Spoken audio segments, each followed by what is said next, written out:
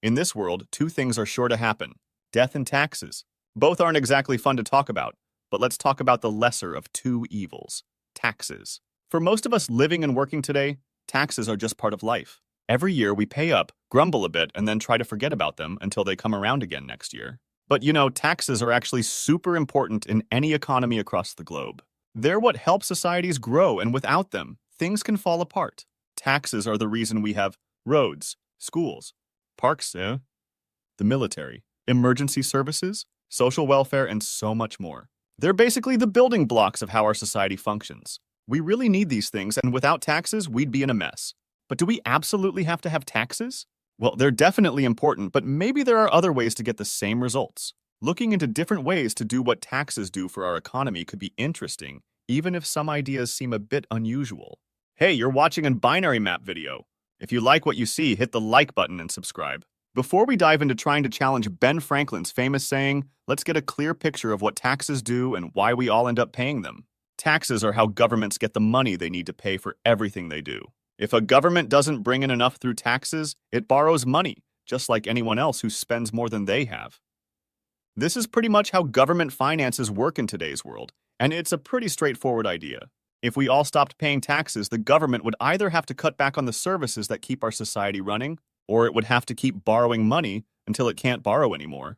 And that's the basic reason for taxes. But there's more to it than just that. Different economic and political groups have their own ideas about how much tax should be collected and how much the government should spend. Some people say we should collect less tax and spend less, while others argue for collecting more and spending more. Each side believes their way is best for the economy. It's a bit of a puzzle, right? Well, both sides might have a point in their own way. Remember that as we go along. So, taxes are here to stay, regardless of which side you're on. That leads us to the question: why do people actually pay taxes? Some might say it's like a subscription fee for living in a modern society, but let's be real. It's not just about doing your bit for the country or benefiting from government programs. Honestly, the main reason people pay taxes is to avoid going to jail. That's usually motivation enough for most of us. So what about other ways of running things? Take countries like the United Arab Emirates, Qatar, Monaco, and Brunei. They're all examples of places that don't need income taxes to run their economies. Even the USA didn't have federal income taxes until 1913. So, this might make you think we don't really need taxes. And it's a but these countries do have taxes. They just don't have income taxes. Like in Monaco, a place known for being a tax haven, most government money actually comes from a different kind of tax, like a sales tax. This works well for countries with lots of tourists because it means they get tax money from visitors, not just from people who work there. A lot of countries use different kinds of taxes, and they can be pretty beneficial. Take Singapore, for instance. They do have income taxes, but they're super low. Instead, Singapore focuses on taxing stuff that costs the government money to provide. Cars are a perfect example. In Singapore, all the things needed for cars, like roads, traffic lights, and bridges, are paid for with taxes except for some toll roads. These things are pricey, and not everyone uses them equally. If you work from home and walk everywhere, in most places you're still paying for roads through your income taxes, even if you never use them. But in Singapore, if you don't drive, you don't pay as much. Their income taxes are low, but they tax car owners a lot to cover the cost of public goods related to driving. But in Singapore, buying and registering a car can cost way more than in the US, sometimes 5 times more. This is how the Singaporean government gets the money it needs for public services related to cars. If you don't drive, you're off the hook and don't have to pay those high costs. In a lot of ways, this is a pretty fair system. You pay for what you use. Plus, it's great for reducing traffic in such a small place because not many folks will drive if it's super expensive. But there are downsides. When a car costs as much as a house, lots of people can't afford one. And for some, driving isn't just a choice, it's a must. They might work in a job that needs a car, have disabilities that make driving easier, or live somewhere without good public transport. The debate over this kind of tax system is super interesting. Let's check out the second big thing to consider. Some countries manage without income taxes because they have another way of making money, often natural resources. By using oil money instead of tax money, they can still provide all the usual services you'd expect. Even places like Alaska don't need state taxes. They actually share their oil money with the people who live there. You might call this reverse taxes or social welfare depending on how you see it. The catch is, a country needs these natural resources to swap them for tax money. Another thing is, this is kind of like taxation in another form. Usually, a country's natural resources belong to its people. So, using these resources for money is a bit like taking cash from the people. People might not feel this as much as direct taxes, but it's still something to think about when asking if we need taxes. Ever wondered why the government doesn't just print all the money it needs? We usually brush off this question with, because inflation. And that's part of it, but there's more. In reality, there's not much stopping a government like the US from creating money out of thin air. That's basically what they do already. If the government needs to pay for something, it just makes the money appear. But doing this nonstop would put more and more money into the economy.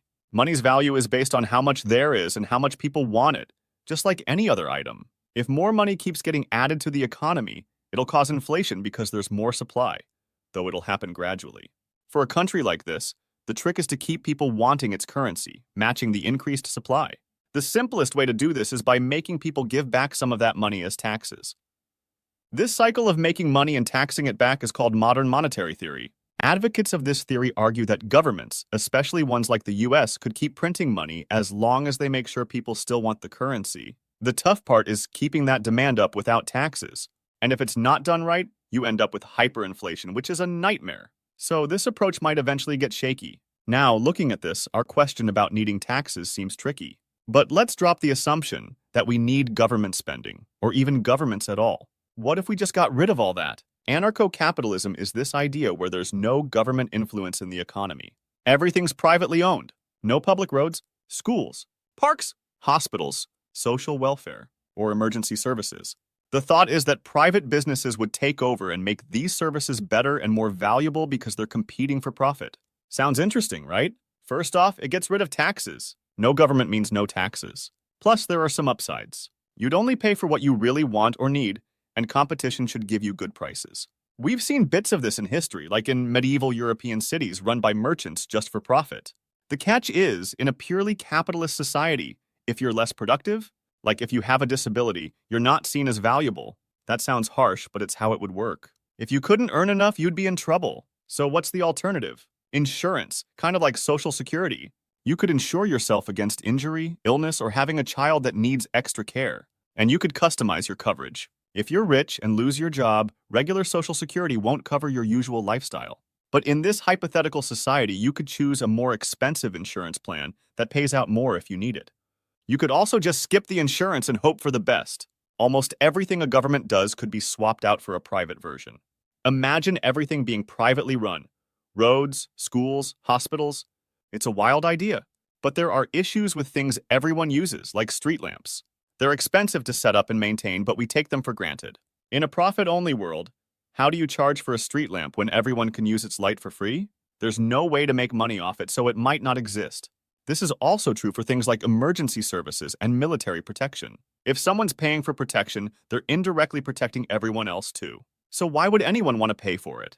And then there's the problem of pollution and other negative effects. In a society driven purely by profit, industries might pollute a lot. If there are no regulatory bodies, who controls this? Maybe private militaries would, but then you're looking at a situation where the wealthy could essentially wage war to get their way.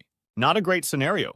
So one solution could be setting up communities to deal with these issues. A company could create a place where people live away from negative impacts and have access to things like streetlights. Residents would pay a fee, like a subscription, which would also cover things like security.